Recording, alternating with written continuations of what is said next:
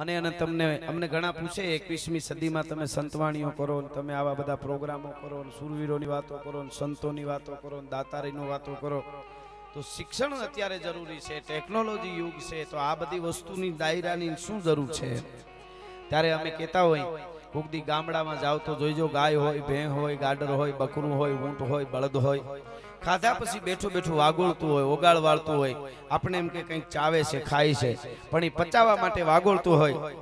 અને પચાવવા માટે એટલા માટે વાગોળે છે, નકર એને પચે નહીં. એક પશુને એમ સાહેબ, એક પશુને ખાધા પછી પચાવવા માટે જો વાગોળવું પડતું હોય તો આ ધરતીમાં લોહી રેડી ગયા, સમર્પણ કરી ગયા, ત્યાગ કરી ગયા, એની વાતોને વાગોળવાનું બંધ કરી દઈશું તો ધરતીને અપચો તે હજી પણ હોકારા દીએ જેના હોમાઈ ગયેલા હાડ એથી સૌજન રાખીને સાડ તારી પૂજા કરે છે પાળિયા.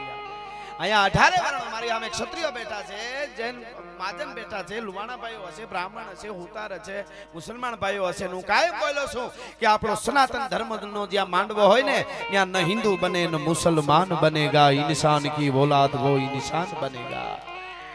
જેને ખુમારી છે, જેને લોહીના ગુણ છે, અને ઈ આ ખુમારીની વાતો, ગીતો, ભજનો સાંભળવા માટે આવે છે. એના માટેના આ પ્રોગ્રામ છે. દાતારો બધા અહીં પૈસા આપે છે. અને આ તો કચ્છની ધરતી છે, પક્ષપાત નહીં, પણ હું જોઉં છું એ નરું સત્ય કહું છું કે સમગ્ર ગુજરાતમાં નહીં પણ સમગ્ર ભારત વર્ષમાં કચ્છની ધરતીમાં જે ગાયોની જેટલી સેવા થાય છે એટલી ક્યાંય નથી થતી. હું સ્વીકારી અને કહું છું. અહીંયા વિડીયો બને છે, આ કાલે યુટ્યુબમાં આખું વર્લ્ડ જોશે, ભારત જોવે, ગુજરાત જોવે, પણ જે છે તે છે. આ દાતારોની ધરતી છે. એક કચ્છની ધરતીના પાણાને આમ કરીને આમ ઉંચકાવો ને, પાણો એમ કે 2 મિનિટ ઉભો રહે ને તો એક બલિદાનની વાર્તા તને સંભળાવું. ભલા માણસ, આ કચ્છની ધરતી છે.